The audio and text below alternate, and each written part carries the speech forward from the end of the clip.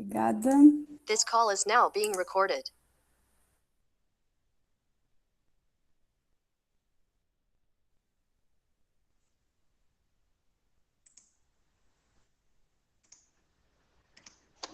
Então tá, pessoal, boa noite para quem ainda não disse.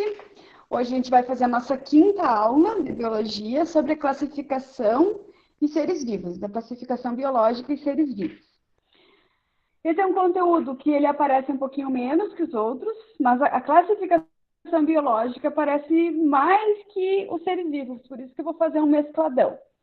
Já virou mantra da biologia, que é muito conteúdo, que a gente não vai dar conta, mas realmente é muito conteúdo e eu vou tentar focar no que mais foi cobrado e dar algumas dicas de como vocês podem estudar para dar conta de todo o conteúdo. Conforme eu já vinha falando nas outras aulas, quando vocês tiverem dúvidas, abrem o microfone e falem, fiquem bem à vontade, não tem problema de interromper a aula, é melhor não ficar com a dúvida. Então, vamos lá. Há muito tempo se busca classificar os seres vivos. O primeiro a classificar foi Aristóteles, só que é uma classificação tão basal que a gente nem fala sobre ela na biologia. A gente fala a partir dessa classificação de Whittaker, que é de 1969. Nessa classificação, como vocês estão vendo, já tem nomes que já são familiares de vocês. Se vocês perceberem aqui, tem as plantas, os fungos, os animais, os protistas e os moneras, as bactérias. Então, essa classificação ela é usada até hoje, com algumas modificações, mas é que baseia nossos livros didáticos até hoje. O Whittaker, ele se baseou em algumas características, como a composição celular. Então, se o organismo é unicelular ou multicelular, se ele se alimenta, se ele produz o próprio alimento, então se ele é autótrofo ou heterótrofo, e também sobre as características da célula, se tem membrana nuclear ou se não tem membrana nuclear ou com membrana nuclear. E nessa direção aqui, aumenta a complexidade dos seres, certo? Então, essa foi a classificação dele. No primeiro grupo, nos moneras, ficariam as bactérias. No segundo, os protistas, ficariam os protozoários. Nas plantas, no grupo das plantas, ele classificou as plantas e as algas, os fungos, um grupo único, e os animais. Com o passar do tempo, as algas foram retiradas do grupo das plantas, do reino das plantas, e foram colocadas no reino protista. Por isso que essas classificações que ele determinou aqui, por exemplo, como unicelular, já não se aplica mais para o reino protista, porque o reino protista tem as algas, e as algas, algumas são multicelulares, pluricelulares, tá? Então, já está um pouquinho modificado, mas a base da classificação que a gente usa hoje em dia é essa. Aqui, só para explicar melhor, então, os heterótrofos, credo, que hoje está difícil, seriam os fungos, os animais, os protistas, alguns, e algumas bactérias.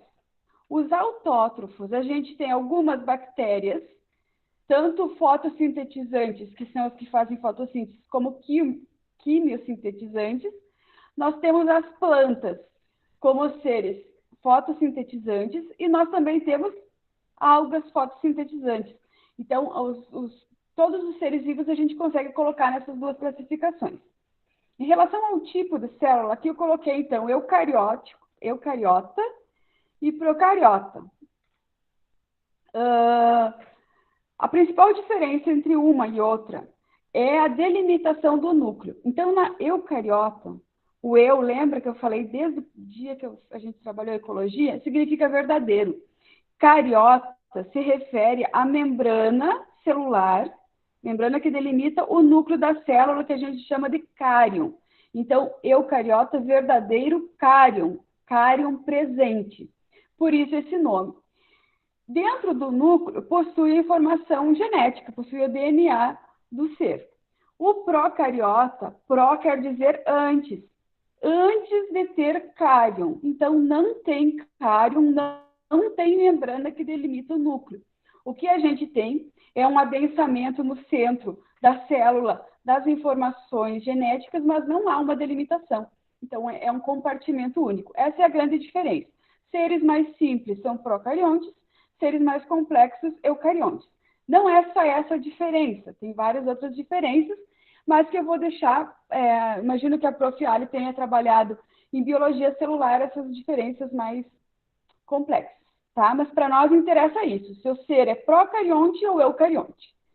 Seguindo. Em Prof, 1990, diga, o que significa cárion?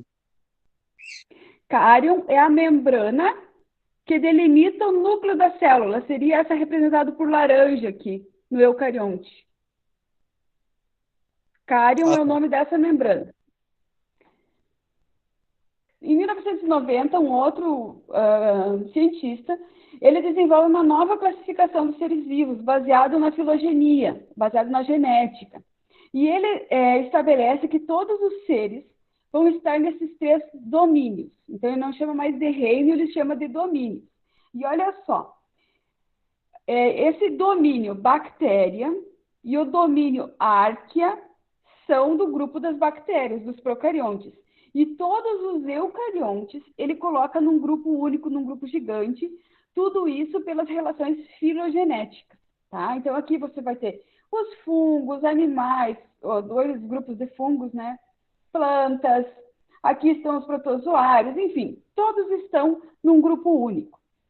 Essa classificação, ela faz mais sentido geneticamente falando. Mas ela é muito controversa. Por quê? Porque ela não é aplicável, tá? Vocês têm que saber que ela existe, vocês têm que saber baseado em que ela foi construída, mas ela não é aplicável porque ela depende de informações genéticas. Então, assim, se você tem um grupo de animais e você quer classificar, você tem que ter critérios visíveis, tá? Visíveis para todo mundo, para a população em geral, visíveis numa sala de aula de uma escola do ensino médio, numa sala de aula de uma graduação. E usar árvores filogenéticas só é aplicável em laboratórios mais complexos. Então, ela não é aplicável para a gente, para o conhecimento geral da biologia, mas ela faz mais sentido, tá? Falando de como os seres se relacionam, ela faz mais sentido.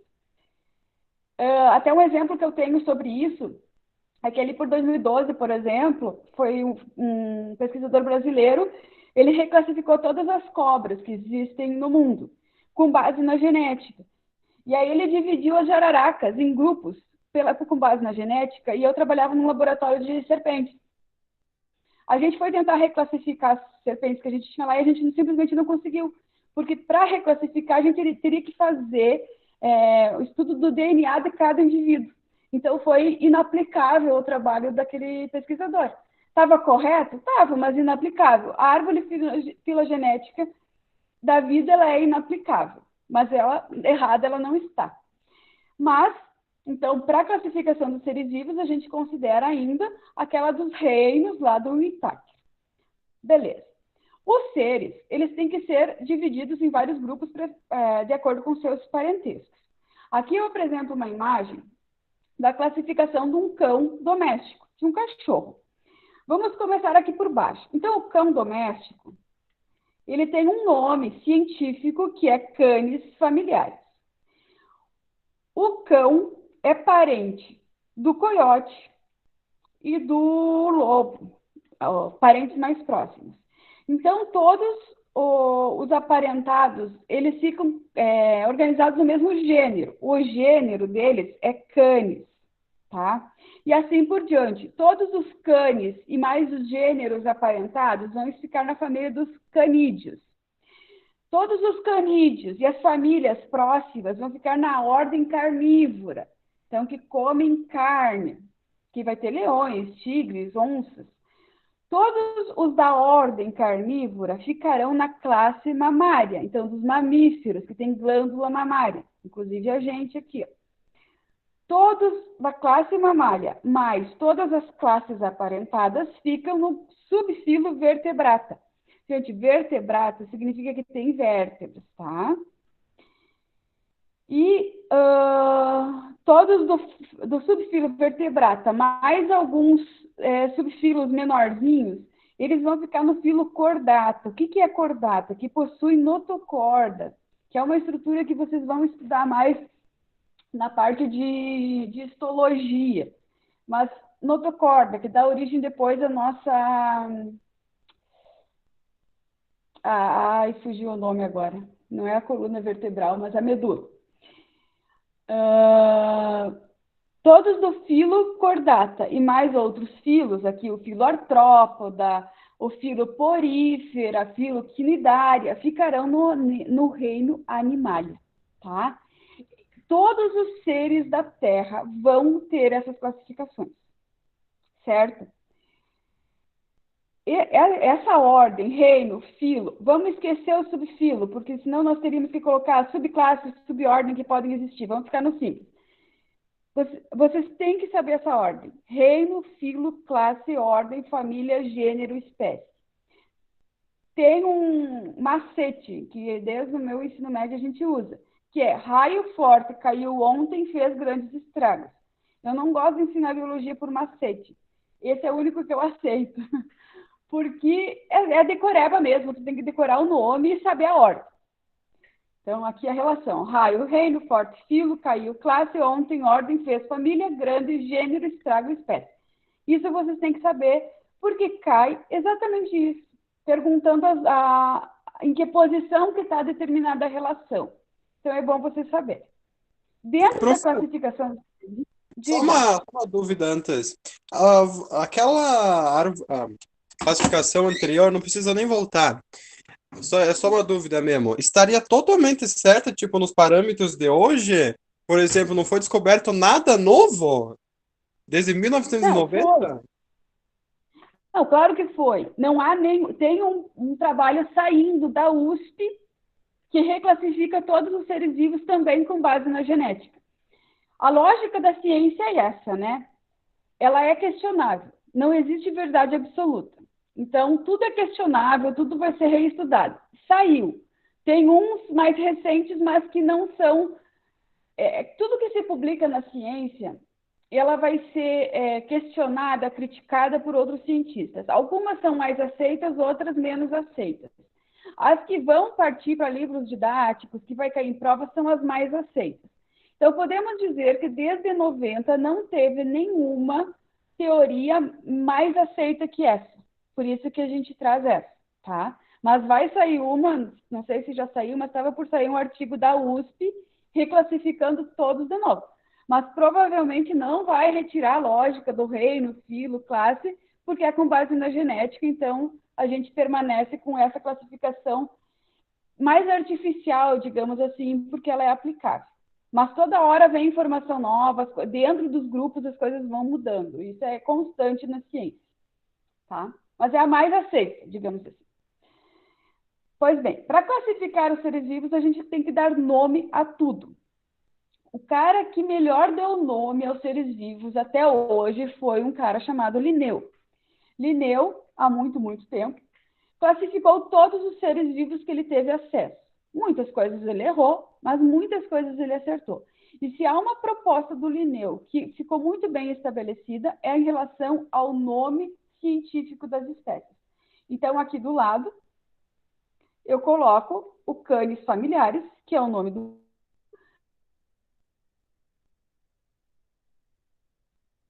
da espécie, tem que ser latinizados, ou seja, tem que ser passado para o latim. Profe, teu áudio travou. Não sei o que aconteceu. Estão ouvindo? Sim, professor, tu estava em Cannes. Canis, tá. Canis familiares. Não sei por que travou, não apareceu nenhuma notificação. Então, todos os nomes científicos, eles têm que ser latinizados, eles têm que ser passados para o latim. E por quê? Porque uma espécie, ela só pode receber um nome no mundo inteiro. Então, o mundo inteiro tem que entender o que a gente está dizendo. Se a gente descrever uma espécie aqui em Santa Catarina, aqui em Concórdia, lá no Japão, eles têm que saber o que a gente quer dizer. E se usa o latim por ser uma língua morta. A gente diz língua morta porque não há nenhum local no mundo que se fala latim como língua oficial, e por isso ela não muda mais, as regras dela não mudam, é que nem o grego, são línguas mortas. Então se usa o latim. Vamos lá. A espécie vai ter um nome o nome que a gente diz que é binomial. Ele é duplo, ele sempre vai ter. O canis, sempre vai ter um nomezinho que se refere ao gênero, aqui é o canis, e uma partezinha que se refere ao epípeto específico, tá? Que caracteriza aquela espécie. O nome da espécie é sempre o binômio. Então, o cão, ele não é espécie familiares. A espécie do cão é canis familiares, tá? Se botar só familiares, está errado, não diz nada. Então, sempre, se cair regra de nomenclatura, lembre, espécie é binomial, são 2 nomes, certo? É simples, é tranquilo, mas é isso, não pode esquecer. Pode acontecer de algumas espécies serem divididas em subespécies, e aí teria um terceiro nomezinho depois do familiares, mas seria, aí a espécie teria a subespécie tem um trinômio, mas não é importante aqui. Lembrem que a espécie é binomial, que é suficiente. Sempre o gênero vai vir com letra maiúscula e o epípeto específico com letra minúscula. E mais, sempre destacado em relação ao texto. Então, aqui, eu coloquei em itálico. Pode, se você vai escrever num caderno, não tem como colocar em itálico, então você sublinha. Mas sempre tem que estar destacado. Não destacar também é um erro, tá? Por quê? Porque se você publica um artigo científico, a pessoa tem que localizar lá o que é o nome do animal, tá? Para facilitar. Claro que em textos que a gente faz no dia a dia seria mais fácil, mas se você está fazendo um artigo científico, tem que estar bem destacado, bem claro. Certo? Assim, as plantas obedecem essa nomenclatura, bactérias, fungos, protozoários, todos obedecem isso. Eu estou tratando com o cão por ser uma coisa próxima da gente. Todos os animais, os seres vivos, têm que ser classificados dessa forma. Tá? Vamos adiante. Então, a primeira questão sobre classificação. Os bichinhos e o homem, Arca de Noé, de Toquinho e Vinícius de Moraes. Nossa irmã, a mosca, aqui a mosca, é feia e tosca, enquanto o mosquito é mais bonito. Nosso irmão besouro, que é feito de couro, mal sabe voar. Nossa irmã, a barata, bichinha mais chata, e a prima é prima da borboleta, que é uma careta. Nosso irmão, o grilo, que vive dando estrilo só para chatear. O poema acima sugere a existência de relações de afinidade entre os animais citados e nós, seres humanos. Respeitando a liberdade poética dos autores, a unidade taxonômica que expressa a afinidade existente entre nós e esses animais é... E aí aparece o filo, o reino, a classe, a família e a espécie. Bora lá. O que são todos esses? A mosca, o mosquito, o besouro, barata, borboleta e grilo são insetos, são artrópodes, tá? Eu não passei nessa parte ainda, mas vamos lá. Os artrópodes são um filo, tá? Então, eles vão estar localizados aqui. Então, eles não são do mesmo filo que a gente. Eles têm um filo à parte. Se eles não são do mesmo filo que a gente, eles não são da mesma classe, nem da mesma ordem, nem da mesma família, nem do mesmo gênero, muito menos da mesma espécie. Então, qual que é a afinidade que a gente tem com esses insetos? Vamos lá. A resposta correta é a letra B, é o reino. O que nos aproxima deles é o fato da gente estar no reino animal, tá? É uma questão simples, é só lembrar da ordem ali de classificação dos seres vivos. Seguindo, aqui, ó, as classificações que eu falei, as duas que eu apresentei para vocês. A classificação biológica proposta por Whittaker permite distinguir 5 grandes linhas evolutivas, utilizando como critério a classificação, a organização celular e o modo de nutrição. O Ossi, não sei pronunciar direito, e seus colaboradores, com base na comparação das sequências que codificam o RNA ribossômico dos seres vivos e estabeleceram relações de ancestralidade entre os grupos e concluíram que os procariontes do reino Monera não eram um grupo coeso do ponto de vista evolutivo. E aí ele apresenta um quadradinho aqui com os 5 reinos do Whittaker e os 3 domínios do Ossi. Aqui que eu falei para vocês, ele divide os dois grupos de bactéria, né, do reino Monera e o Eucária. E a pergunta é a seguinte: a diferença básica nas classificações citadas é que a mais recente, a da década de 90, se baseia fundamentalmente em... E aí coloca as possibilidades dos critérios.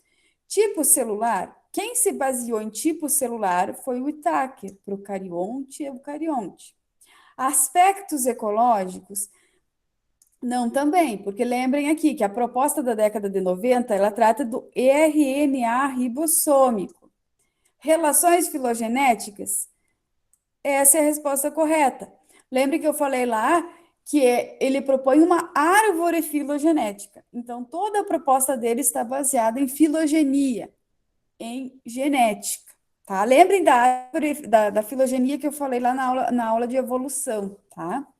Propriedades fisiológicas não, porque isso é o Whittaker que trata também, seres autótrofos, heterótrofos. Características morfológicas também não, porque também está na classificação de 1969. Então, bem simples, só lembrar o porquê, qual é a base da divisão dos 3 domínios. Prof, A última de classificação. uma perguntinha só. Esse familiares depois do cães, é o gênero que ele é... Não é o gênero, é aquela outra palavrinha que ele participa, ou isso aí é uma coisa específica só dele? Ele é o epíteto específico. O epíteto específico é só da espécie. Ela pode se repetir em outros seres, por exemplo. Tá, vamos por partes. O gênero é uma coisa maior. Tem vários seres que pertencem a esse gênero. O lobo, por exemplo, é Canis, e eu não lembro o epíteto do lobo, mas é Canis alguma coisa. O epíteto, ele vai dar uma informação sobre aquele indivíduo. Então, por exemplo, por que se usa familiares? Porque ele é um cão doméstico das famílias, entendeu? Então, geralmente, no epíteto específico, a gente tenta caracterizar o animal, tá? Não, nem sempre, mas às vezes. Então, é só do cão doméstico.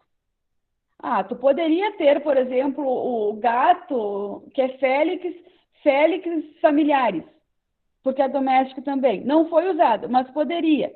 Tu entende? Familiares, ele pode ser usado para outros. Por isso que o cão doméstico é Canis familiares. Tem que ter as duas informações, senão você não consegue determinar que bicho que é. Tu entendeu? Sim, prof, agora entendi. Beleza. Tá.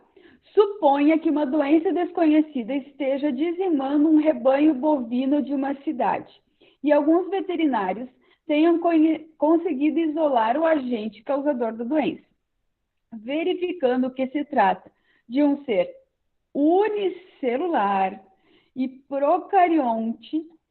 Essa é a informação importante. Para combater a doença, os veterinários devem administrar nos bovinos contaminados e aí dá uma penca de possibilidades. Claro que aqui a gente precisa ter uma outra informação que não é exatamente objeto desse conteúdo. A biologia ela tem muito disso, você transita em vários conteúdos. Mas vamos lá. Onde está a classificação dos seres vivos? Qual é o ser que é unicelular e procarionte? Qual seria esse ser? Existe um grupo procarionte, que são o grupo das bactérias, tá?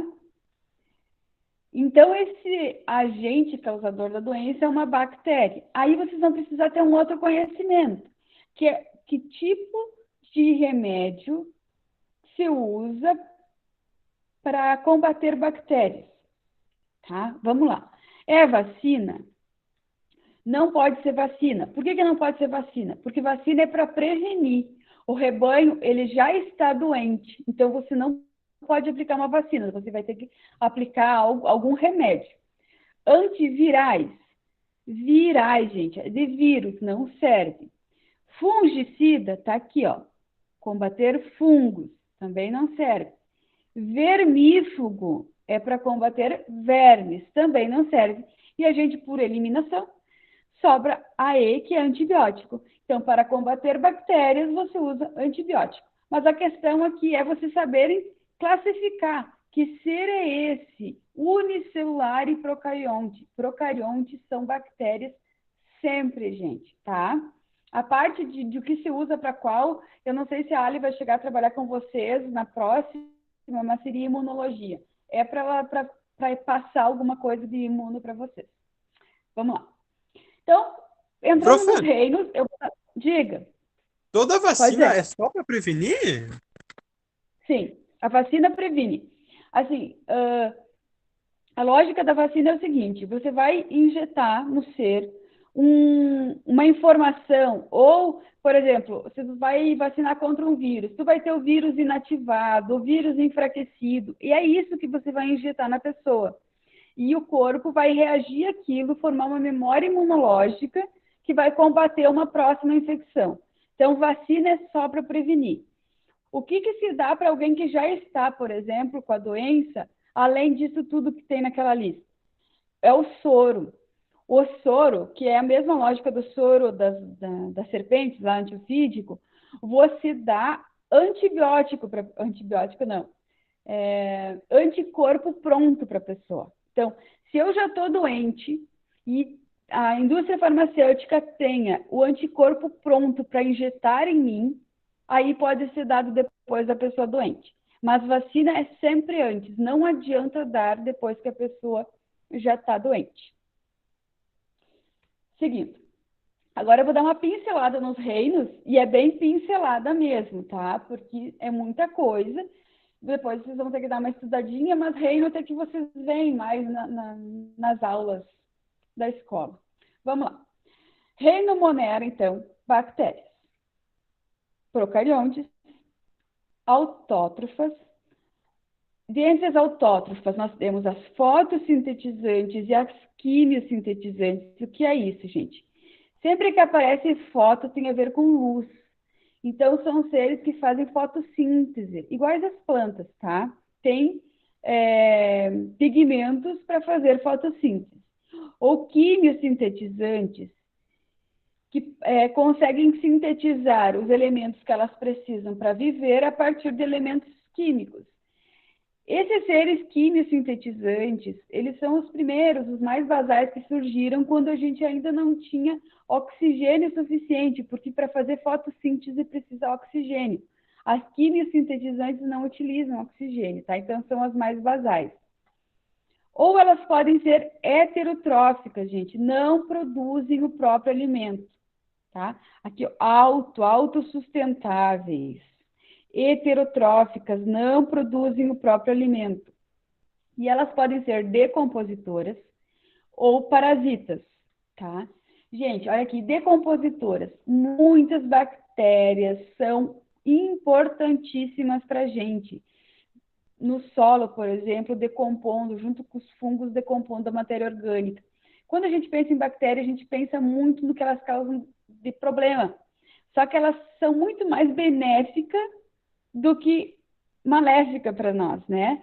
Então, as decompositoras são importantíssimas para a gente. Sem elas, a gente não viveria. E tem as parasitas. Tem algumas bactérias que são parasitas obrigatórias, então, que causam doenças e não conseguem viver fora do corpo que elas parasitam. E ainda, aqui eu destaquei a indústria alimentícia, porque muitas bactérias são utilizadas para produzir alguns alimentos. Então, dentre alguns dos benefícios, tem a produção alimentícia. O mais típico é o iogurte, que são bactérias, tá? Que produzem o iogurte. E aqui do lado eu coloquei um modelo de uma bactéria típica, mas elas não são só assim, né? Tem variações, mas só para dar uma ideia, então, de como seria uma célula. É uma célula única, então é unicelular. Vocês podem... Existem algumas agregações de várias células formando cordões. que dá a impressão delas serem multicelulares, mas não, elas são colônias. Cada pedacinho é um indivíduo grudado no outro e formam colônias agregadas, mas elas não são multicelulares, tá? Elas são unicelulares. E aqui estão as características, aqui o DNA, a não presença de uma membrana nuclear e a parede. Acho que é isso. E eu mostro para vocês também rapidamente os problemas, as doenças causadas por bactérias. Por quê? Quando caem bactérias na prova do Enem, geralmente é relacionada com doenças. Vocês vão ter que dar uma estudadinha a mais, porque eu estou só mostrando um pinceladão. Então, eu dividi as doenças de acordo com a forma que ela é transmitida para a gente. Primeiro, através de toxinas em alimentos enlatados. A doença é o botulismo, né? Então, a toxina produzida é a toxina botulínica e causa o botulismo. Doenças bacterianas relacionadas com água e alimento, a cólera. Essa é importante por quê? Porque está relacionada com saneamento básico. Então, ela pode vir junto com uma questão sobre ecologia, sobre tratamento de esgoto, tá? Gotículas, partículas no ar, coqueluche, difteria, meningite, pneumonia e tuberculose. Gente, tuberculose, deem uma estudadinha, porque está crescendo no Brasil os casos de tuberculose. Então, é uma doença importante, dá uma estudadinha. Gotículas do ar. Então, transmite de uma pessoa para outra, tá? Aqui uma doença também importante, picada de carrapato estrela, que causa febre maculosa, tá? Outra causada por bactéria, a sífilis, que é uma DST, também é uma doença importante. Então, se fosse para vocês focarem, foquem em tuberculose, em sífilis. E aí, as últimas duas aqui, leptospirose e tétano, ambas a gente pega pela pele ou pela mucosa. A leptospirose aqui vai ser pela mucosa.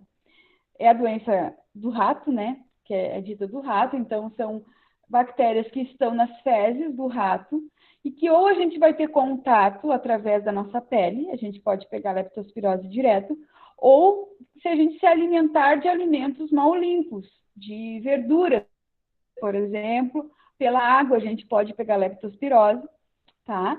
E o tétano também são bactérias que estão no solo e que a gente acaba se contaminando com elas quando a gente entra em contato com objetos cortantes. Muito comum quando a gente pisa em prego, né? Sempre que alguém pisa em prego, acabam fazendo tratamento para o tétano. Por quê? Porque o tétano, ele é muito, muito, muito grave. Então, quando a pessoa pisa, independente de ter sintoma ou não, já se faz o tratamento, tá? Mas estudem tuberculose, febre maculosa, as doenças relacionadas com saneamento. Então, leptospirose também é relacionado com saneamento básico, tá? E é isso. Indo adiante. Eu nem falei o nome das bactérias que causa, porque senão a gente se estenderia bastante, e o mais importante mesmo é vocês saberem como que elas são transmitidas. O reino protista, então, que lá o Whittaker classificou só os protozoários e depois se colocou todas as algas juntos, é um grupo que é composto por organismos unicelulares, pluricelulares, autótrofos, heterótrofos. Eles formam uma coisa muito importante para a ecologia, que é o plâncton e o fitoplâncton. O fitoplâncton é a base da pirâmide alimentar aquática, tá? E são as algas. As algas são fotossintetizantes, então elas são seres produtores na cadeia alimentar e elas formam o fitoplâncton. O plâncton é basicamente formado pelos protozoários que acabam se alimentando das algas, tá? Então, aqui a gente tem dois organismos importantíssimos para a cadeia alimentar dos oceanos, tá? Os protozoários, eles são classificados de acordo com o seu sistema de locomoção. Então, ou eles são ameboides, que é essa célula meio sem um formato definido, ou eles são flagelados, então possuem um flagelo, aqui o trepanossoma, que causa uma doença também, daqui a pouco a gente vai falar, ou eles são ciliados. Gente, ciliados tem um muito importante, que é o paramécio. O paramécio também é muito importante para o equilíbrio das águas, mas aí das águas doces. Se vocês pegam uma gotícula de água de um local com bastante matéria orgânica, assim, que vocês conseguem ver o paramécio no microscópio muito fácil. E dá para fazer sabe aqueles laserzinhos que a gente tem? Se você colocar uma gotícula dessa água na ponta do laser e ligar ele, projeta no chão a luz com o que tem ali dentro. Você faz uma espécie de microscópio e dá para ver paramécio dessa forma, é bem legal. E aí a giardia também, que é por flagelos. E a gente ainda tem os esporozoários.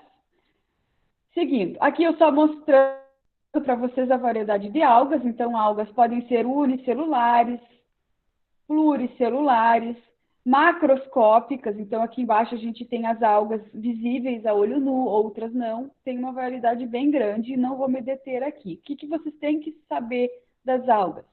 Que elas são seres produtores, que elas são seres vitais para os oceanos. Elas, na verdade, quando a gente fala de pulmão do mundo, né, são os oceanos em função das algas, tá? Seguindo. Doenças relacionadas aos protozoários. Da mesma forma, bactérias, nós temos doenças aqui. Protozoários são importantes para a gente? São importantíssimos, mas eles também têm alguns que causam doença. Doença de Chagas, causada pelo Trypanosoma cruzi, transmitida pelo barbeiro, gente. A maioria aqui é transmitida por insetos, tá? Por muito tempo, essa doença foi um problema muito sério no Brasil, por causa das casas de barro, principalmente. Se controlou muito, a vigilância sanitária trabalhou muito intensamente na década de 90 e hoje é uma doença mais controlada. Ainda tem, é uma doença que causa sérios problemas cardíacos, mas ela é bem mais controlada. E aqui, só para chamar atenção sobre a questão de nomenclatura. Cruzi está relacionada com Oswaldo Cruz, tá? Então, quem descobriu essa doença foi Carlos Chagas, que é brasileiro, e ele descobriu essa doença e homenageou Oswaldo Cruz no epíteto específico da espécie, porque o Oswaldo Cruz era o mentor dele. Então, para vocês verem que o epíteto ele é bem livre, a pessoa pode brincar com o nome.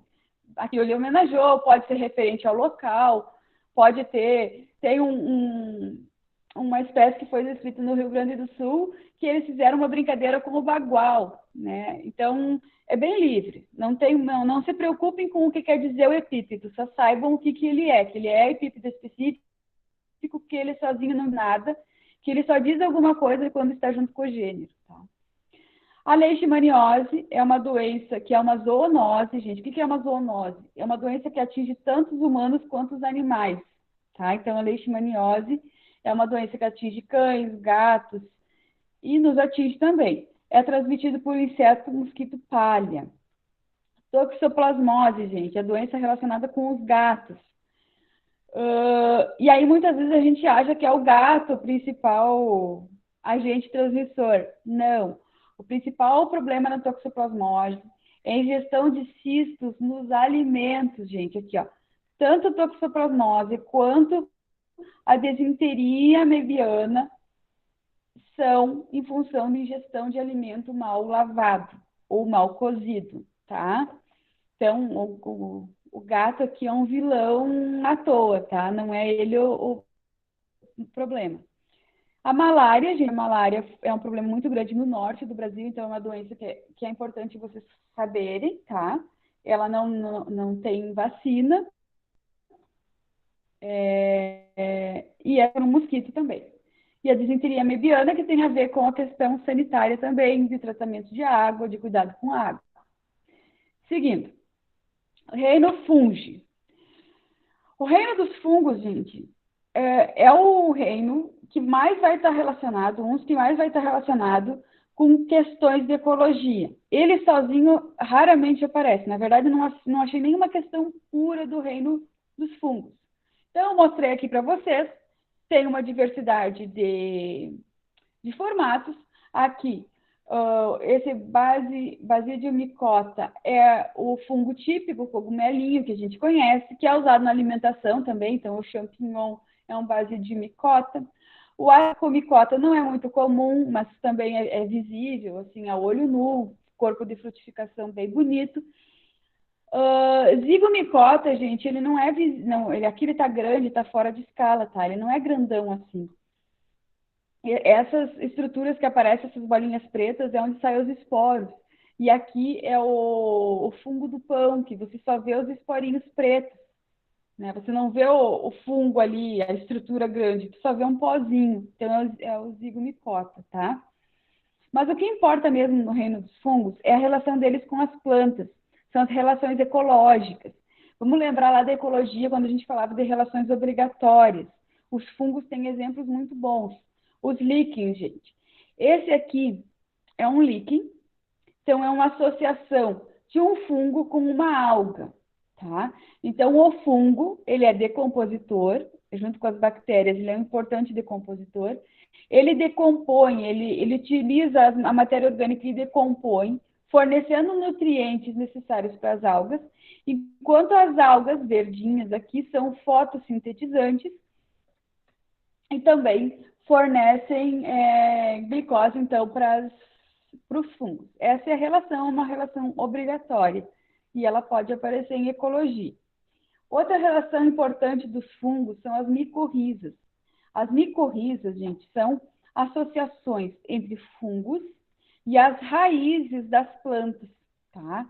Então, às vezes, aparecem esses cogumelinhos próximos às árvores e a gente acha que a árvore está apodrecendo.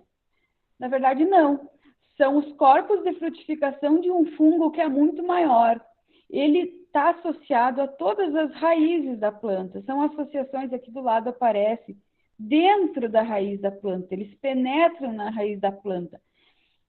E eles fornecem nutriente e água para a planta, enquanto a planta também fornece nutrientes para os fungos, tá?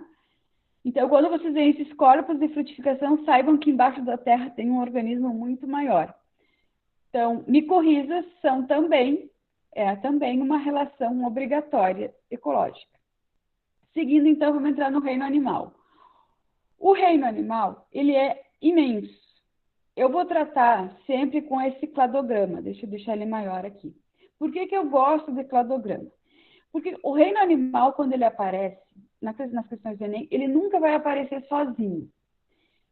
É muito difícil aparecer a questão pura de zoologia, pura do reino animal. Então, de acordo com o que eu for andando, eu vou fazendo relações. Alguns grupos, por exemplo, plateumintos, nemateumintos, eles vão estar relacionados com a saúde pública, com doenças. Os cordados aqui, geralmente, vão estar relacionados com evolução, com questões de evolução. Artrópodes, nemátodas, geralmente vão estar associados com questões relacionadas à agricultura, à ecologia. Então, pense nos artrópodes, nos insetos, ou vão estar relacionados com os benefícios ou com os malefícios. Os nemátodas também, mas principalmente anélidas, agora eu troquei, que são as minhocas. Então, eles vão estar sempre relacionados com alguém. Por isso que eu vou explicar toda a parte de animais com o cladograma. E por que eu prefiro usar o cladograma? Porque são muitas informações. Cada animal, ele vai ter um monte de característica. E é muito complicado você decorar tudo. Se vocês entenderem a relação de parentesco, vocês vão entender que a partir de determinado momento, todos os animais possuem aquela característica e vocês não precisam decorar para cada animal, cada característica. Vamos lá. O grupo mais basal dos animais são os poríferas, gente, tá? As esponjas do mar. São os seres mais simples. O que eu vou destacar aqui? Metazoa. Depois surgem os eumetazoas.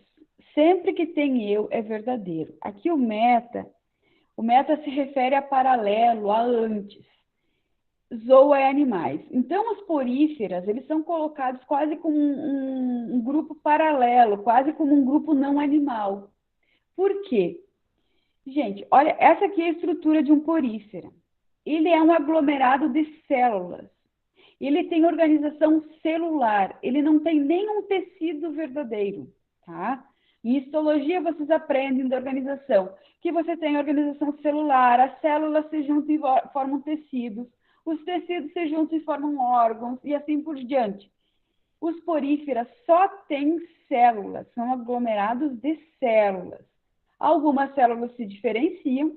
Aqui tem uma diferenciação celular, utilizada para o alimento, para filtrar os alimentos, mas é uma célula, tá? Isso é muito importante. A partir dos eumetazoas, todos os organismos terão tecidos verdadeiros, tá? Então, o primeiro a apresentar tecido verdadeiro é o quinidário, as águas-vivas, por exemplo, tá? Então, marquem bem essa diferença. Porífera não tem tecido. Os eumetazoas, ou seja, todo o resto possui tecido. Aqui embaixo eu apresento a imagem de um pólipo e de uma medusa, que é um quinidário, então, que são do grupo dos quinidários, e aí já tem os tecidos. Então, tem a epiderme, a gastroderme. São 2 tecidos. Se são 2 tecidos, eles são diblásticos, gente, tá? E é o único grupo de organismo diblástico. Todos os outros são triblásticos, tá? Tem 3 tecidos embrionários. Vamos lá.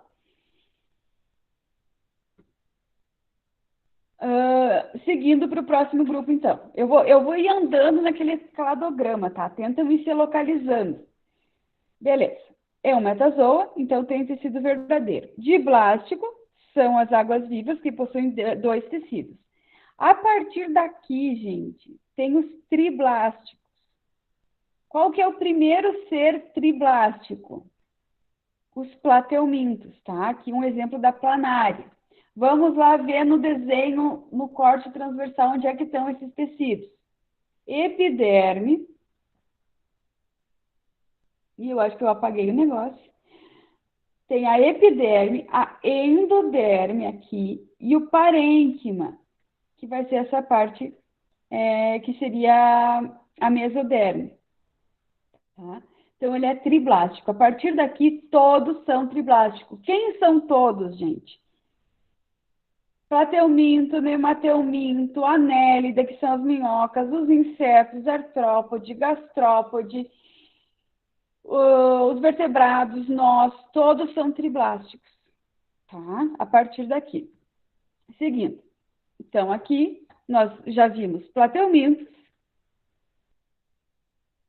que são triblásticos. O que diferencia os plateumintos dos demais? Eles são acelomados, tá? Então, não possui celoma. O que é o celoma, gente? Eu acho que eu não botei nenhuma imagem. O celoma, podem pensar em líquido, tá? Então, quando o nosso corpo, o corpo de todos os animais, a lógica dele é um tubo dentro de outro tubo. Então, nós temos um tubo maior, que é a parte externa do nosso corpo, e o tubo interno, aí vocês pensem na boca até no ânus, né? A gente forma um tubo, se fosse esticar. Entre esse tubo interno e esse tubo externo, existe uma área onde vai ficar os órgãos. E essa área, no nosso caso, ela é delimitada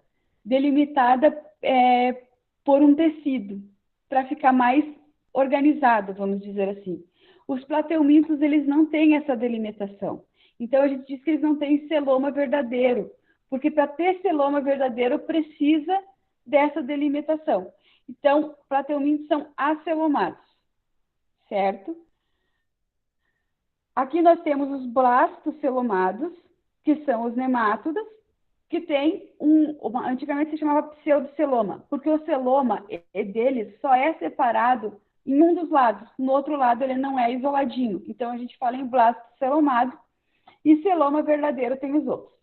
Mas não vamos entrar muito nessa do celoma, senão fica bastante complicado, ainda mais que eu não botei o desenho para vocês. Vamos lá. Outra classificação, e essa é importante, nós temos aqui, então, todos os animais que têm três tecidos, eles vão ser classificados ou em protostômios ou deuterostômios. Agora sim, o que quer dizer isso? Proto, gente, é antes.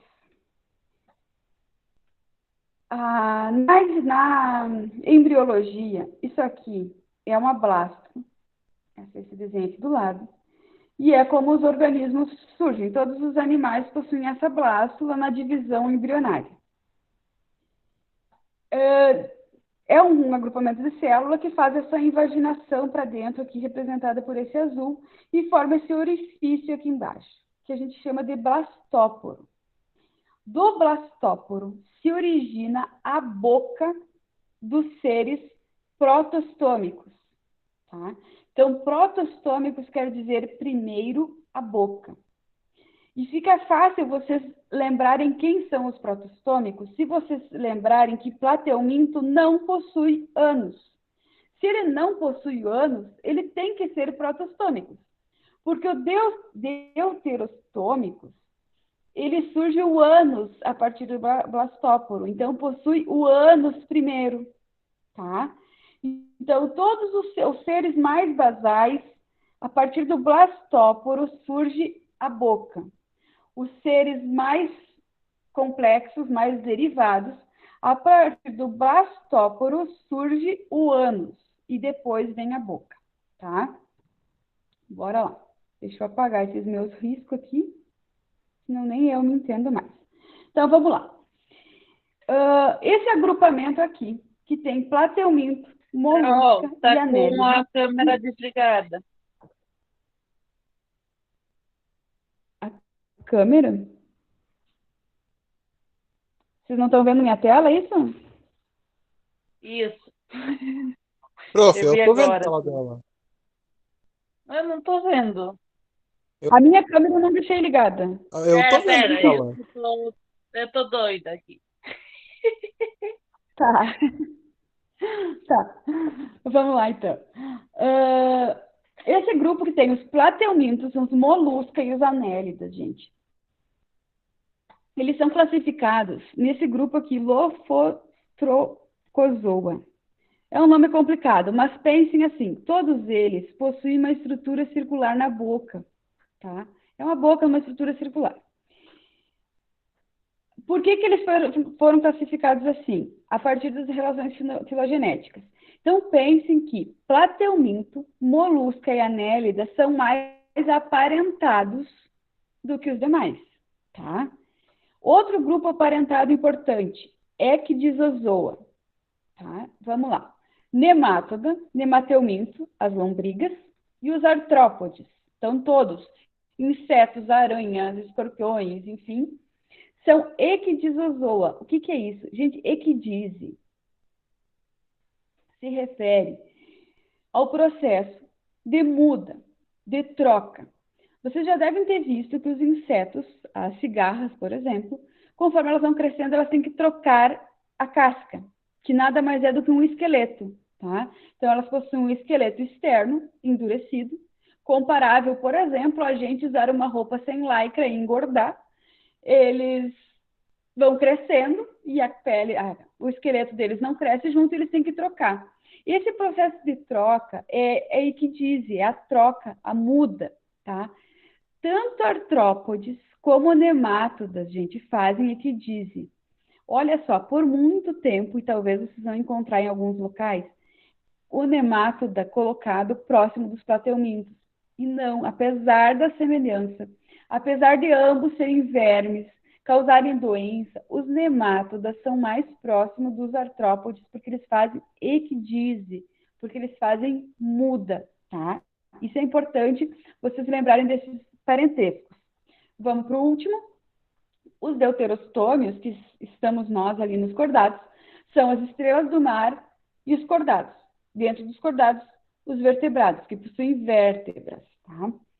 Então, a partir disso tudo, desse cladograma todo, qual que é o grupo mais próximo da gente, dos vertebrados, dos cordados? São as estrelas do mar. os equidodermatas. Então, a teoria que fala do nosso surgimento, da nossa evolução, é a teoria que nos coloca, a mais aceita, que nos coloca como aparentado dos equinodermatas, tá? Seguimos. Professor, uma coisa. Diga. Volta um slide. Esse?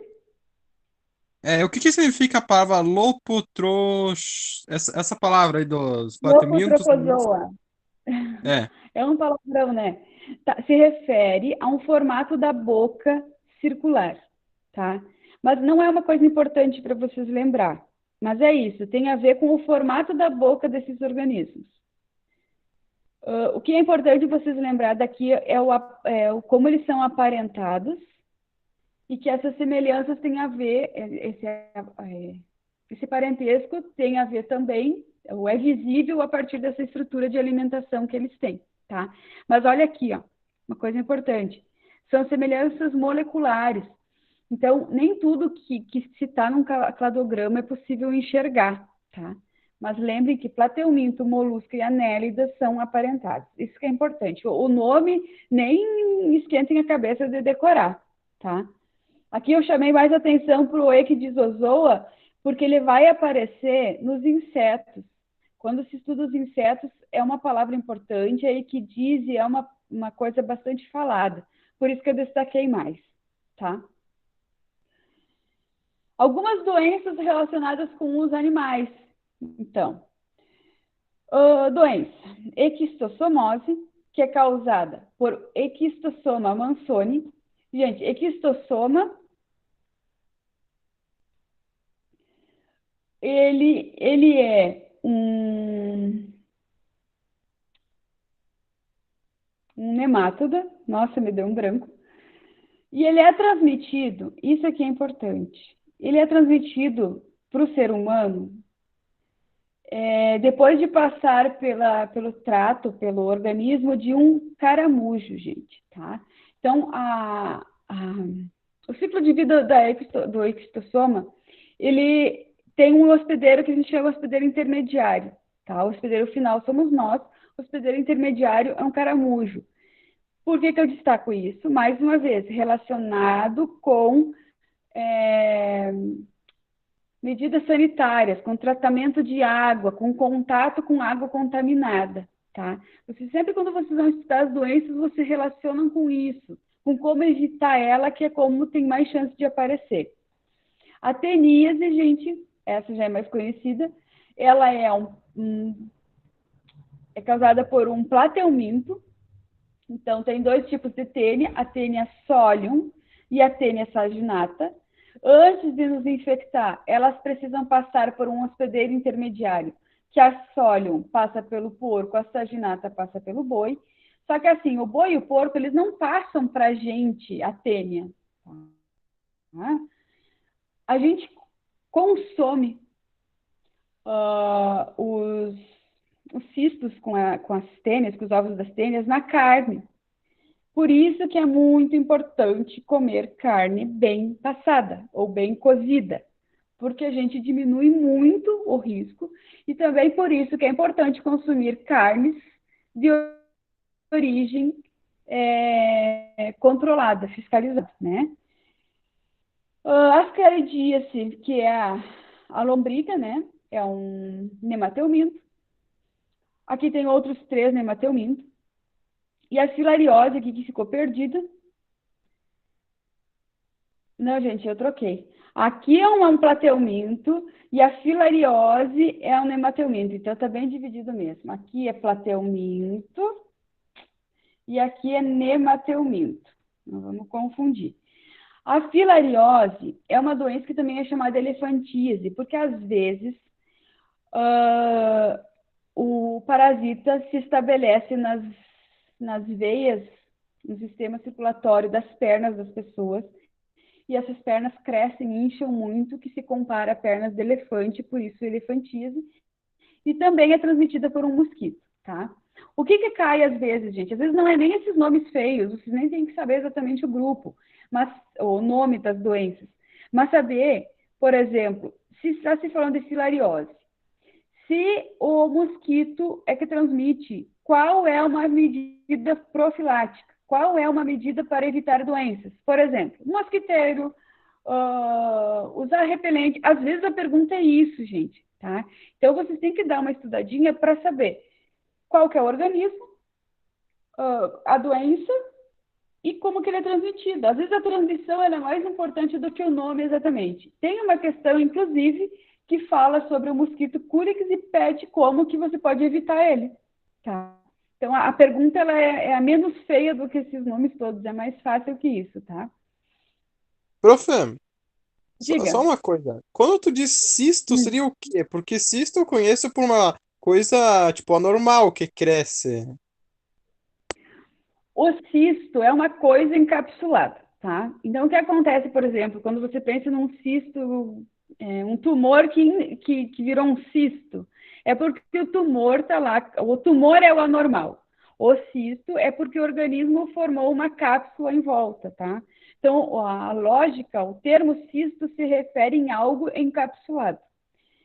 O que acontece? Os ovos desse organismo, ele fica em cistos, então eles ficam encapsulados. Por quê? É uma medida, é uma forma daqueles organismos de se proteger de intempéries e resistir mais tempo até chegar. Tudo isso é processo adaptativo, evolutivo. Para que esse cisto consiga chegar, por exemplo, até o nosso intestino, ele precisa estar protegido, né? E aí, os vermes, eles desenvolveram, eles se adaptaram para se encistar, para formar cistos, uma camada protetora, para resistir à nossa mastigação, para resistir ao nosso estômago e chegar no nosso intestino, entendeu? Então, cisto é isso. Não necessariamente é relacionado a um tumor. É uma coisa encapsulada, tá? Seguindo. Dentre esses animais todos, eu quero destacar uma outra coisa para vocês. Dois grupos muito importantes que conquistaram o ambiente terrestre. O ambiente terrestre, ele é conquistado por diversas vezes, por diversos grupos, tá? Se vocês forem pensar, os únicos organismos desses grupos todos que são aquáticos exclusivamente são as poríferas e as quinidárias. Mas pense... eu usei aqui Nanermatas aqui. Pensem comigo, quais que são independentes de ambientes aquáticos? Cara, todos dependemos da água, porque nossas células têm água, porque nosso corpo tem água. Mas quais organismos que independem da água, por exemplo, para andar, para respirar? São os artrópodes e os cordatas, tá? Gente, dentro dos cordatas estão todos os vertebrados, sempre lembram disso. Essa conquista terrestre é muito importante para esses grupos e é por isso que eles são tão diversos. O grupo mais diverso do mundo, incomparável em termos de número de espécies, são os artrópodes. E quais são essas adaptações que permitiram que esses dois grupos, artrópodes e cordatas, conquistassem o ambiente terrestre? Uma coisa, gente, o esqueleto. Poxa, como esqueleto, como é que inseto tem esqueleto? Tem. O exoesqueleto é um esqueleto. Nós temos endoesqueleto, mas eles têm exoesqueleto, tem esqueleto para lá de fora. E por que é importante, gente? Tem uma coisinha que vocês conhecem muito bem, que é a gravidade. O próprio efeito da gravidade força que os animais tenham estruturas para se proteger. E não só isso. Por exemplo, você vivendo no ambiente terrestre, você vai ter mais impactos. Você vai ter mais impactos com outros objetos e você precisa estar protegido. Outra coisa que aproxima esses dois grupos é o sistema respiratório, tá? Então, muitos animais aqui, por exemplo, o platelminto, nem sistema respiratório tem. Ele respira através da pele. Os moluscos, alguns possuem brânquias, alguns gastrópodes até possuem pulmões, mas eles também respiram pela pele. Então, ou possuem brânquias e vivem na água, ou respiram pela pele. Eles dependem do ambiente úmido. A anélida, gente, as minhocas, da mesma forma. Eles dependem de ambiente úmido para respirar. Nematoda também, porque respiram também pela pele. Eles possuem outras estruturas, mas a respiração da pele é importante. Artrópode e cordata, eles apresentam um sistema respiratório muito mais resistente ao ressecamento, com presença de traqueia. Os artrópodes possuem sistema traqueal. Pensam na nossa traqueia. É um sistema com cartilagem, claro, dos artrópodes, não é cartilagem, outras estruturas, é em base de quitina, mas são estruturas resistentes ao ressecamento, por exemplo, resistente à pressão do ar, a gente não entra em colapso no nosso sistema respiratório. São adaptações importantes. Articulação. Os artrópodes possuem musculatura que se colam no exoesqueleto, nas estruturas externas, para movimentar as articulações. Gente, é exatamente isso que acontece com a gente, só que com a gente, o nosso esqueleto é interno, então nossas musculaturas se ancoram no nosso endoesqueleto. Vocês veem como é similar às estratégias para a conquista do ambiente terrestre, só que eles conquistaram independentemente, tá? Um não evoluiu a partir do outro. Primeiro, os artrópodes conquistaram, e os cordados eles vão conquistar muito depois a partir de peixes, tá? Mas ambos possuem características similares. Lembra quando eu falava da evolução, que tem algumas características que evoluem várias vezes, independentemente, mas que são parecidas? Articulações, ancoragem de musculatura em esqueleto é uma convergência adaptativa, uma convergência evolutiva, que aproxima esses dois grupos, apesar de não serem aparentados. Outra característica importante para a conquista no ambiente terrestre é o sistema excretor. Filtragem do sangue. Os artrópodes também filtram sangue, nós também filtramos através dos rins, tá? E com isso a gente reduz a perda de água. Isso é muito importante, tá? Redução da perda de água. Vamos lá. Cordados. Gente, a aula está demorando mais do que eu pensei que ia demorar. Os cordados, então, são esses. Tá? Começa aqui pelos protocordados, lampreias, peixes. Vamos pensar a partir daqui, porque dificilmente vai cair esses grupos mais basais. Esses são os grupos, os parentescos, tá? Vamos lá. Então, primeiro você tem os peixes aqui, a característica que nos une, que une todos esses grupos aqui de cima são mandíbula e coluna vertebral. Todos têm, tá? O que nos une a partir daqui? Pulmões. Poxa, peixe agora tem pulmão? Tem, não todos. Existe um grupo chamado peixes pulmonados, que deram origem aos organismos que conquistaram o ambiente terrestre, os vertebrados que conquistaram o ambiente terrestre, que possuem pulmões. Então, os pulmões começam a surgir aqui. Para conquistar um ambiente terrestre, então, a partir daqui todos são terrestres, é necessário ter outro sistema de locomoção. Então, o que nos une aqui? 4 patas. Gente, 4 patas é a condição basal. Todos têm 4 patas nos grupos acima? Não, porque vão evoluindo e se adaptando. Um exemplo são as serpentes. Elas perdem as patas. Mas se vocês fizerem estudos dos grupos mais basais das serpentes, elas tinham pernas e perderam para se adaptar aos novos ambientes. Por exemplo, a jiboia, ela tem resquícios das patas. Elas têm ossinhos que são patas, só que estão dentro do corpo, tá? Então, há essas modificações, mas a partir desse ponto, então, dos anfíbios, 4 patas é o que nos une. A partir daqui, gente, uma coisa muito, muito, muito importante para a conquista do ambiente terrestre, que é ovos com casca. Então, passa a ter ovos que não ressecam. Anfíbios, vocês sabem que não tem ovos,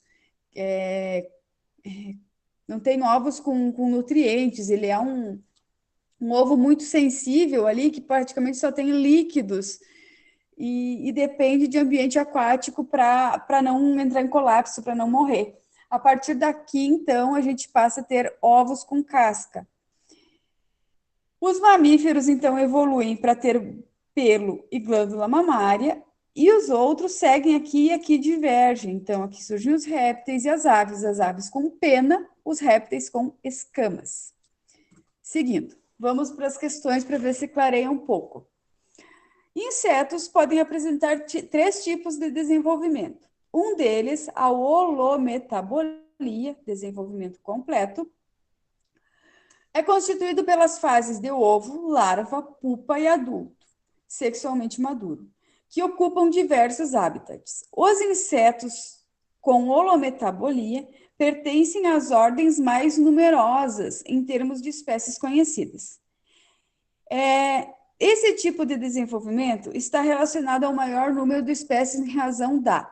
Gente, essa questão aqui, se vocês estão lembrados, eu coloquei ela em ecologia, porque a resposta é ecológica, mas o enunciado é zoologia. Então, vamos lá. O que é esse tal de holometábulo? Hemimetábulo e ametábulo. Todos os insetos vão se desenvolver de uma dessas três formas, tá? Nomes e nomes de novo, vamos lá. Metábulo, gente, ó. Esse pedacinho aqui se refere à metamorfose, a mudar, tá? Metamorfose é mudança. Metamorfose ambulante, lembra da música do Raul? Ametábulo, sempre que aparece A, quer dizer não. Ametábulo, sem mudança. Ou seja, os insetos pertencentes a esse grupo não mudam. Então, eles saem do ovo e o jovem é exatamente igual ao adulto, só menor. Então, o que vai acontecer daqui para cá? Ele vai fazer mudas sucessivas, ele vai ficar trocando o exoesqueleto, mas só. Não vai acontecer mudança nenhuma nova. Hemimetábulo, gente, hemi vem de metade, tá? De parcial, ou seja, parcialmente modifica. Ou seja, tem o ovo, tem uns jovenzinhos que são chamados de ninfas e o adulto. Parece muito semelhante, mas há uma pequena diferença. As ninfas aqui do grilo, do gafanhoto, não possuem asas. Então, as asas, elas só vão surgir aqui. Então, ocorre uma metamorfose parcial, uma pequena metamorfose. Mudas sucessivas, vai trocando o exoesqueleto, mas tem uma pequena metamorfose aqui. Holometábulo, gente, holo quer dizer completo. Metábulo, metamorfose. Metamorfose completa. E aí são várias fases. O ovo, a larva, que são uma bem conhecida é a lagarta, a pupa, e aí sai o adulto da pupa. Várias metamorfoses. Olha só, são quatro formas diferentes. Então, ovo, larva, pupa e adulto, tá? Esse é o sistema de desenvolvimento dos insetos e que dá um sucesso adaptativo imenso. Qual é o grupo mais diverso, mais adaptado de maior sucesso? Holometábulo, gente. E por quê? Vamos voltar para a questão aqui.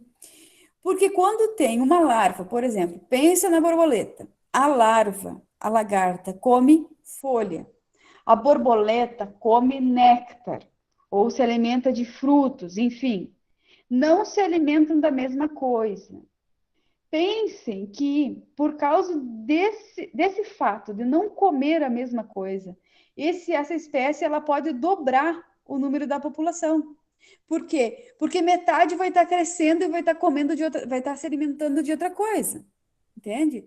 Se você come a mesma coisa, se o indivíduo jovem, o recém-saído do ovo, o jovem e o adulto se alimentam da mesma coisa, vocês vão competir com os próprios filhotes. Entende? Então, isso dá um sucesso adaptativo para esses insetos que têm holometabolia imenso, tá? A resposta correta é a C aqui, mas o que eu queria chamar a atenção é para os grupos, para o sistema de desenvolvimento. Vamos lá. Recentemente, um grupo de biólogos descobriu um animal que vive em uma região extremamente árida no território brasileiro. Fizeram a coleta de sangue da urina desse animal e observaram que sua urina apresenta uma concentração hipertônica em relação ao sangue. Que adaptação desse animal lhe permite viver nessa região citada? Então, uma região árida. Gente, hipertônico, isso aqui é da química, né? A gente usa na biologia, mas é um conceito da química. O que é uma solução hipertônica em relação a algo? Hiper é super, tá? Então, pensem que a urina é muito mais concentrada do que o sangue. O que significa isso? Que adaptação desse animal lhe permite viver nessa região citada? O que ele precisa? Se ele vive numa região árida, gente, o que não pode acontecer numa região árida, para qualquer ser que vive lá? É perda de água à toa, tá? Não pode perder água à toa, não pode bobear. Então, quais das estratégias, das alternativas, que tem uma estratégia de reduzir a perda de água? Vamos começar por baixo. Não, excreção de amônia vai por último. Vamos lá. Primeira D aqui, ó. Eliminação de muita água na urina. Se é muita água, é desperdício. Não dá para desperdiçar água porque você vive numa região árida. Predominância de hábitos diurnos. Gente, se você vive mais no dia, você toma mais sol e você perde mais água, não serve. Eliminação de fezes hidratadas. Não, gente, se você hidratar as fezes, você perde muita água. Diminuição da transpiração. Exatamente essa. Se você diminui a transpiração, você diminui a perda d'água. Essa é a correta. Gente, deixei essa última por último. Não é essa a resposta, mas é que eu quero explicar o porquê que não é essa a resposta. Excreção de amônia como produto nitrogenado. Gente, quando as excretas nitrogenadas de todos os animais vão excretar nitrogênio, excretas nitrogenadas. Por quê? Lembrem que nitrogênio, que substâncias com nitrogênio são importantíssimos, afinal, nossos aminoácidos, né, utilizam nitrogênio e acaba que alguns componentes são eliminados na excreta. Existem 3 tipos de excretas possíveis: amônia, ureia e ácido úrico, tá? A solubilidade em água de cada uma. A amônia é muito solúvel, a ureia é médio e ácido úrico é baixo solúvel em água. A toxicidade. A amônia é muito tóxico, ureia é mais ou menos tóxico e ácido úrico é pouco tóxico. Gente, olha só, pensem comigo. Se você produzir amônia como excreta nitrogenada, você vai precisar eliminar muita água. Por quê? Porque senão fica tóxico para o organismo, tá? Alta toxicidade. Então, antes mesmo de ser eliminado, gente, a excreta nitrogenada ela é eliminada na urina, tá? Pense na nossa urina. Nossa urina é produzida através de filtragem no rim e a gente elimina. Nem todos os seres têm rim, mas todos eles vão excretar essas substâncias. Então, se você precisa excretar amônia, você vai usar muita água. Voltando na questão anterior, excreção de amônia. Então, não pode ser porque perderia muita água para dissolver a amônia e não se intoxicar. Mas vamos seguir na lógica da excreta nitrogenada. A ureia você usa médio água, tá? E ácido úrico você usa pouquíssima água. Você pode excretar ácido úrico sólido, gente. O ácido úrico fica sólido. Porque tem baixa toxicidade. Pensem comigo. Qual ser que vocês conhecem que excretam, que fazem xixi sólido? Tá? São os que têm que ou perder pouca água por estarem em ambientes secos, ou que não podem consumir muita água. Vamos lá, então. Vamos pensar nesses seres aqui. Que ser de todos esses que tem água à vontade, que não precisa economizar? Seres aquáticos. Então, quem elimina amônia? Peixes, tá? Quem pode tomar água tranquila, mas também não pode bobear de perder muita água?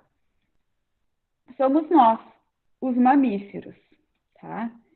Os outros três aqui, tanto o louva-a-Deus, o inseto, quanto os répteis, a cobrinha, quanto as aves, não podem eliminar muita água, por dois motivos diferentes.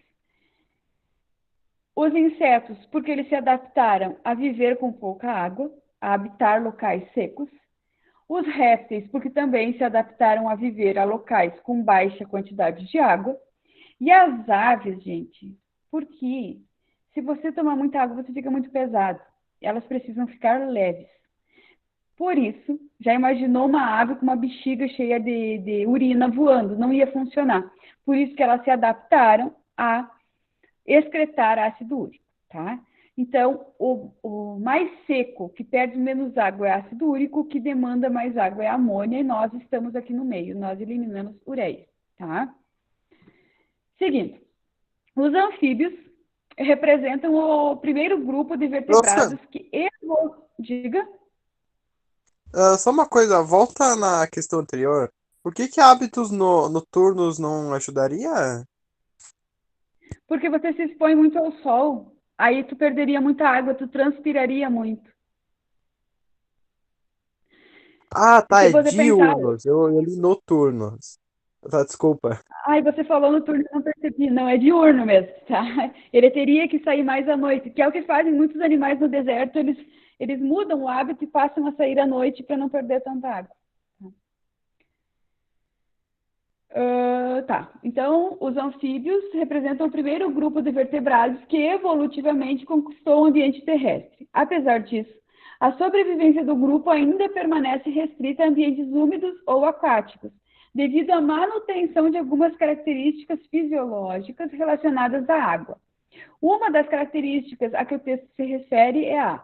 Gente, pensem lá quando eu falava dos cordais, no momento que os animais se libertaram de ambientes aquáticos. Né? Quais são os grupos? São os mamíferos, as aves e os répteis. Os anfíbios, apesar de você... Até tem anfíbios que vivem em ambientes mais desérticos, em ambientes de duna, de areia, mas eles dependem muito da água para a reprodução. Tá? Então, vamos ver quais as características, e principalmente por causa da pele. Para eles viverem em ambientes mais secos, eles têm que ter adaptações na pele. Qual a característica que eles mantêm, que impedem eles... Tá? Agora eu me perdi. Apesar disso, a sobrevivência do grupo ainda permanece restrita. Tá? Qual que é a característica fisiológica relacionada à água e que impede ele de se aventurar em solo seco? Vamos lá. Reprodução por viviparidade. Gente, vamos pensar. O que é reprodução por viviparidade? É a reprodução que a gente tem, que usa placenta, por exemplo, tá? Os sapos, pererecas e rãs se reproduzem por ovo, tá? Então, são ovíparos, não vivíparos. A está errada. A B, respiração pulmonar nos adultos. Gente, os adultos, eles respiram por pulmão. Isso é uma característica verdadeira dos anfíbios. No entanto, essa não é uma característica que limita a ocupação de ambientes terrestres. Muito pelo contrário, essa é uma característica que permite que eles andem no ambiente terrestre. Regulação térmica por endotermia? Não, tem dois erros aqui, né? Um deles, anfíbios não são endotérmicos, eles são exotérmicos, eles dependem da temperatura do ambiente para equilibrar a sua. E se eles fossem endotérmicos, eles seriam mais livres, né? Eles poderiam explorar mais ambientes. Cobertura corporal delgada e altamente permeável. Gente, essa que é a resposta correta. E aqui eu coloquei uma foto para vocês da rã de vidro. A rã de vidro, assim, é o extremo da pele delgada. Você consegue ver todos os órgãos, gente. Isso aqui é real, não tem nenhum tipo de efeito. O animal é transparente, é extremamente fina, sensível. A pele do anfíbio ela é úmida, não é à toa, é porque ela precisa que a pele permaneça úmida, porque senão ela se rompe, ela resseca, ela é muito frágil. Há também uma certa respiração cutânea também nos anfíbios, então não só pulmonar, Ele também depende da pele para a respiração, tá? Então, pense no anfíbio com uma pele extremamente sensível, sem proteção. É por isso que a maioria dos anfíbios são noturnos, eles têm que fugir do sol, tá? E mesmo se eles saem de dia, eles não vão ficar dando sopa no sol, eles vão morrer se eles fizerem isso, tá? Locomoção por membros anteriores e posteriores desenvolvidos? Não é essa a resposta, porque eles têm isso, mas isso não restringe, isso também dá novas possibilidades para eles, então a alternativa correta é a D. O sucesso adaptativo dos répteis relaciona-se, dentre outros fatores, ao surgimento de um revestimento epidérmico de queratina para economia de água metabólica. Ó, mais uma questão sobre economia de água. Eles gostam disso, tá? Essa característica seria prejudicial em anfíbios, pois acarretaria problemas. E aí, cita alguns problemas possíveis. Acho que esse não tem imagem, não. Alguns problemas possíveis relacionados ao fato de anfíbios terem, se anfíbios tivessem revestimento epidérmico de queratina. Gente, o que é o revestimento epidérmico de queratina nos répteis? São as escamas, aquelas coisas duras que a gente vê, né? Pensa num lagarto, aqueles teiu que ficam no pátio da casa. Ele tem uma pele, uma carapaça quase, escamas extremamente duras. E isso é adaptativo para os répteis, porque eles perdem menos água. Porque cargas d'água, isso não funcionaria nos anfíbios. Vamos lá. Causaria problemas circulatórios? Não, porque o anfíbio ele tem um sistema circulatório completo, bem desenvolvido, não depende da pele para isso. Excretórios? Não, porque também o sistema excretor do anfíbio é bem desenvolvido, eles possuem rim, tudo ok, beleza, para eliminar a urina. Digestivos? Não também, porque a alimentação de anfíbios é normal, eles se alimentam geralmente de insetos, tem um sistema digestório completo e elimina o restante do alimento em formato de fezes pelo ânus, isso é tranquilo. Locomotores? Não, porque se os anfíbios tivessem um revestimento de queratina, eles iam conseguir andar da mesma forma. Eles têm membros extremamente fortes, não teriam problema em carregar de carregar escamas. A resposta correta é respiratório, gente. Por que é respiratório? Lembra que eu falei que apesar de eles terem pulmões, os anfíbios, eles também realizam trocas gasosas pela pele, tá? Então, imagina se os anfíbios tivessem escamas. Eles não poderiam realizar essas trocas gasosas. Os pulmões dos anfíbios, apesar de serem desenvolvidos, serem funcionais, eles têm algumas limitações, tá? E aí eu sugiro a vocês, eu não vou conseguir entrar em detalhes nisso, lerem um pouquinho sobre o sistema respiratório, comparar o sistema respiratório dos anfíbios com a gente. A gente tem o diafragma, e por causa do diafragma a gente faz uma respiração por pressão negativa, tá? Os anfíbios, eles fazem uma respiração por pressão positiva. Anotem isso e pesquisem o que quer dizer, tá? Os anfíbios, eles têm que fazer muita força para respirar. E isso limita, por isso que eles também usam a pele. Seguindo, última questãozinha.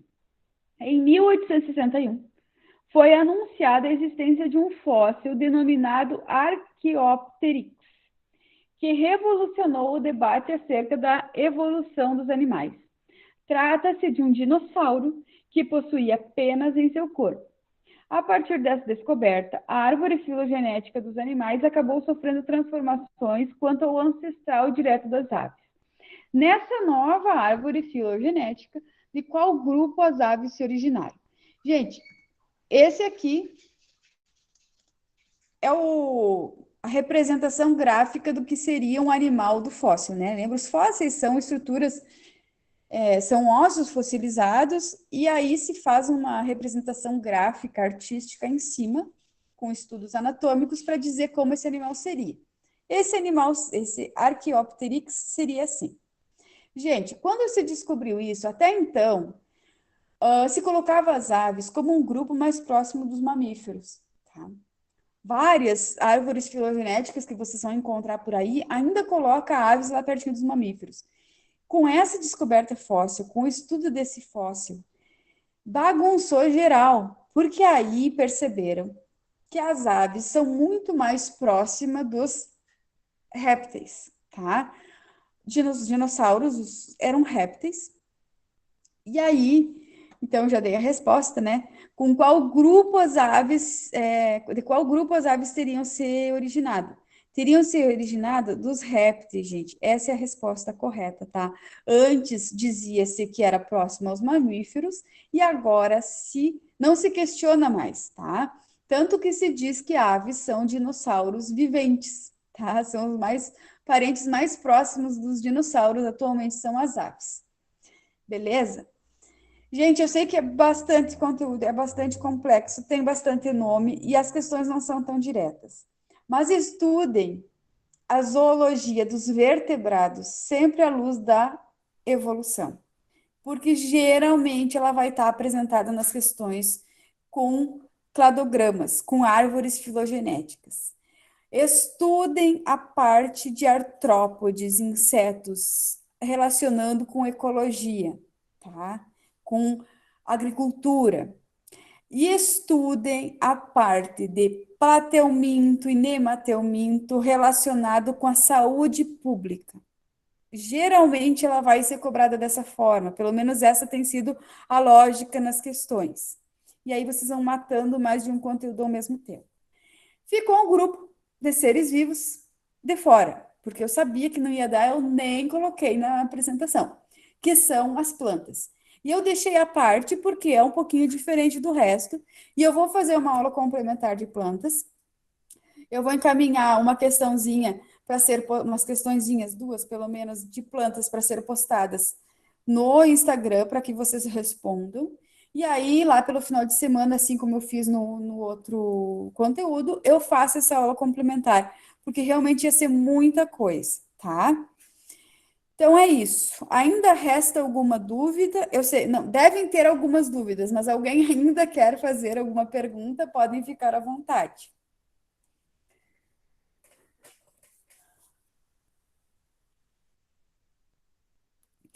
Se não tem perguntas, gente, essa é a aula, e daí eu dou por encerrada e eu continuo à disposição, como eu sempre digo, vocês podem entrar em contato comigo